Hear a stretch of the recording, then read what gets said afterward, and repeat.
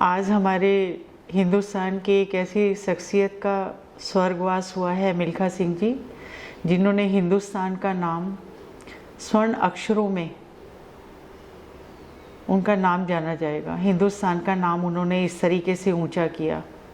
तो मैं और मेरी महिला कांग्रेस की ओर से, संपूर्ण महिला कांग्रेस उत्तराखंड की ओर से शत नमन करती हूँ मैं, और ईश्वर उनको अपने चरणों में जगह दे।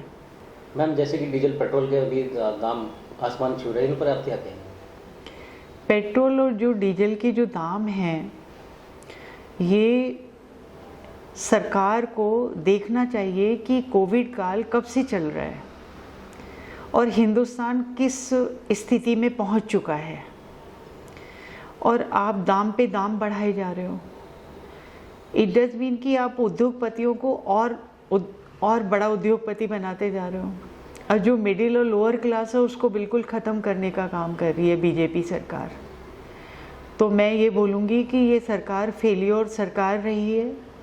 ये किसी भी चीज़ को कंट्रोल करने में नाकामयाब साबित हुई है, चाहे वो पेट्रोल है, चाहे वो डीजल है, चाहे वो गैस के दाम हैं, चाहे वो कोविड में जो लोगों के साथ जो घटनाएं घटी हैं कि आप 2020 में ताली, थाली और दिए का जलवा रहे हैं, लोगों को बोल रहे हैं कि आप आत्मनिर्भर बने।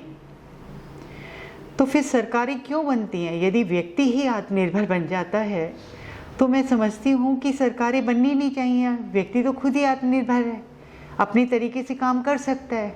सरकारें इसलिए बनती हैं कि जिन लोगों को ज़रूरतें पड़ती हैं, जिन लोगों के पास कोई भी साधन नहीं है, तो उनको वो सरकारें प्रोवाइड कराएं।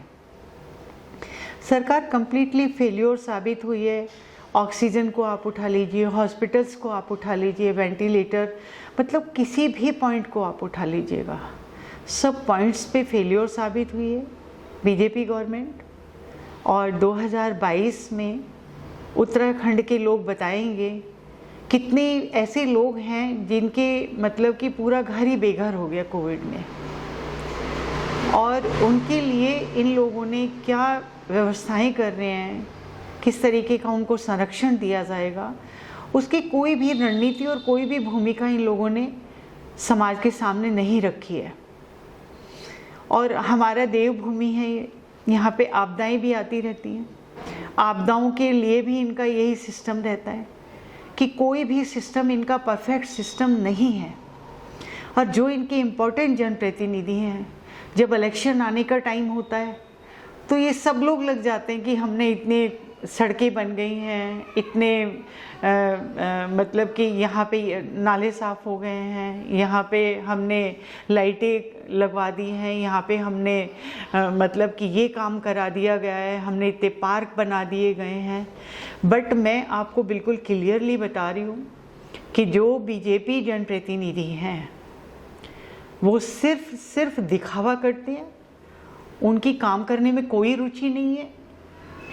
उन लोगों का फंडा है कि इलेक्शन जीतो और फिर अपने घरों को भरना शुरू करो, और लोगों को भ्रमित करके, लोगों के सामने झूठ बोलकर, क्योंकि रुड़की एजुकेशन हब है।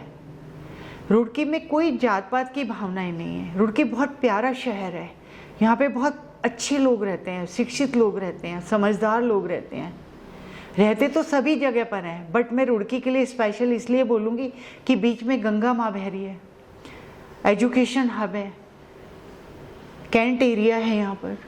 मतलब कोई भी ऐसी जगह नहीं होगी पूरे हिंदुस्तान में जो रुड़की में है। उसके बावजूद भी जो जनप्रतिनिधि हैं इतने सालों से सत्ता में हैं, और उन्होंने मतलब दिखावे के लिए कि मैंने ये काम किया है, ऐसे तो वो 50 काम गिनवा देंगे, बट ज़मीन पे इम्प्लीमेंट उनके गिने चुने काम हैं। और कितना पैसा आया है रुड़की के विकास के लिए, सरकार ने कितना पैसा भेजा है, वो खाली फाइलों में चढ़ता है और वो सब दाएं बाएं हजम हो जाता है, और फिर जनता का बेवकूफ़ बनाने के लिए निकल जाते हैं। रुड़की के जनप्रतिनिधि का एक वीडियो वायरल हो रहा है, इस पर आप क्या कहें? मैं उस पर बिल्कुल ये बात रखूँगी कि पहली बात तो कि कोविड का माहौल चल रहा है, कोविड-19 में इतने लोग मर गए हैं। अभी मैं रिसेंटली बता रही हूँ कि अभी 1.5-2 महीने पहले जो शमशान घाट थे वहाँ पे पैर रखने की जगह नहीं थी। आप जहाँ पे दफनाए जाते हैं हमारे मुस्लिम समाज में, वहाँ पे कब्रिस्तान में पैर रखने की जगह नहीं थी। चर्च में हमारे मतलब कि वहाँ पे दफनाए जाते हैं, वहाँ पे जगह नहीं थी। तो एक इम्पोर्टेंट जनप्रतिनिधि को इतने गमहीन माहौल में, मतलब कि मुझे ये समझ नहीं आ रहा कि वो कैसे वो मतलब घूमने के लिए निकल गए। आप इतने इम्पोर्टेंट पद पर हो और समाज इतने गमहीन माहौल में है, इतने लोग मर गए हैं, आप उनके दुख सुख में भागी बनते, लोगों के घरों में जाते, लोगों से दुख सुख में अपने वो करते, और आप घूमने के लिए जा रहे हो।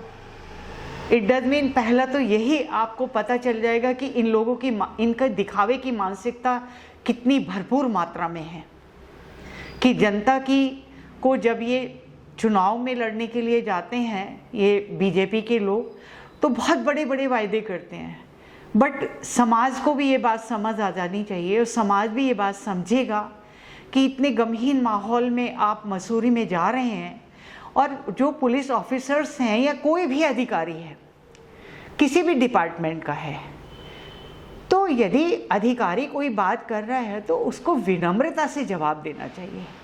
आपने वीडियो भी देखा होगा वो किस तरीके से अग्रेसिव हो गए हैं, कितने फ्रस्ट्रेट हो गए हैं। वो इतने फ्रस्ट्रेट हो गए थे वो कि उन्होंने ऐसे मतलब घुमा के नोट को मारा। क्या नियम केवल गरीब लोगों के लिए है? तो मेरा मानना ये है कि एक जनप्रतिनिधि को बहुत विनम्रता से पेश आना चाहिए, और वो अधिकारी जो होते हैं ये बहुत पढ़ लिख के अधिकारी बनते हैं, ये झूठी डिग्रियों पे टिके हुए अधिकारी नहीं होते। इनकी हर छानबीन होती है।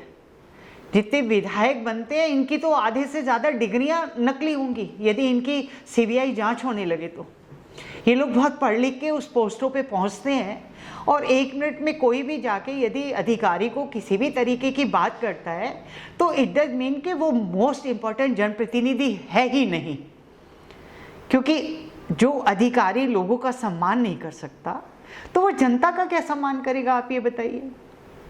जनता उसके लिए क्या मायने रखती है जब अधिकारियों के सामने साथ ही आप इम्पॉर्टेंट जनप्रतिनिधियों के इस तरीके का सलूक कर रहे हैं कि मेरा 500 रुपया वापस आना चाहिए, मेरा चालान क्यों काटा।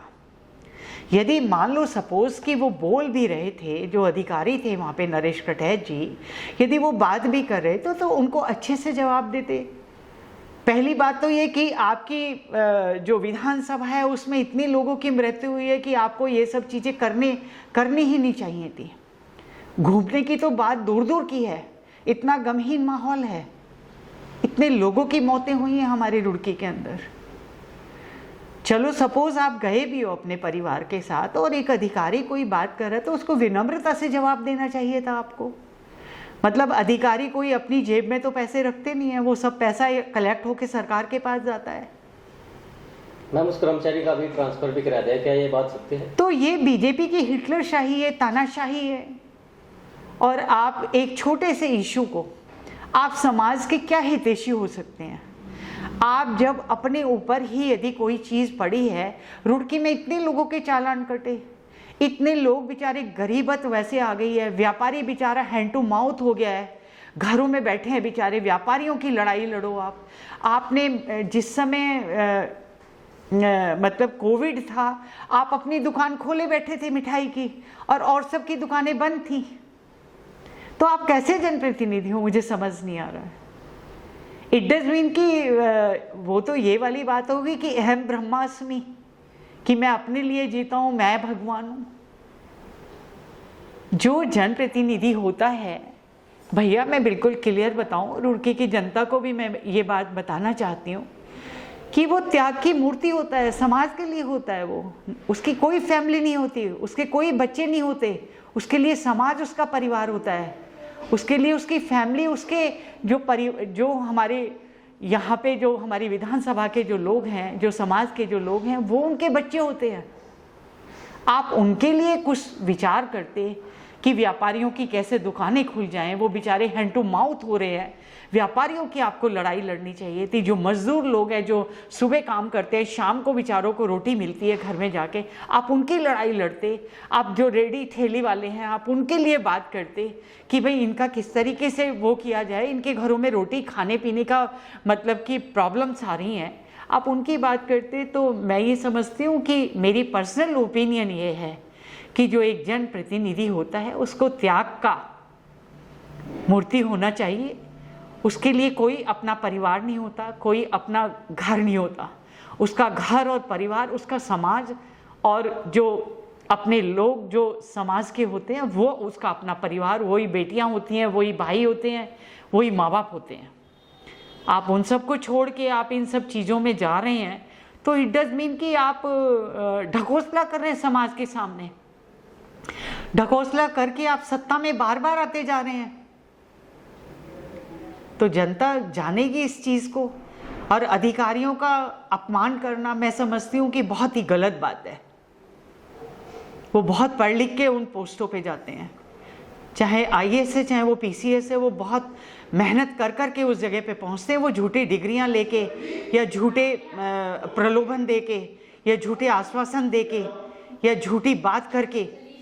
इसीलिए ऐसे ही जनप्रतिनिधियों ने, जो अच्छे कैंडिडेट्स हैं, जो अच्छे नेता हैं, जो अच्छे तरीके से सच्चाई के रास्ते पे चल के काम करना चाहते हैं, उनका भी ग्राफ ऐसे लोगों ने डाउन कर दिया है। क्योंकि लोग कहते हैं कि जी सभी नेता पहले तो ऐसे ही बोलते हैं, बाद में ऐसे करते हैं। लोगों का विश्वास उठ चुका है जनप्रतिनिधियों से, लोगों का भरोसा खत्म हो चुका है।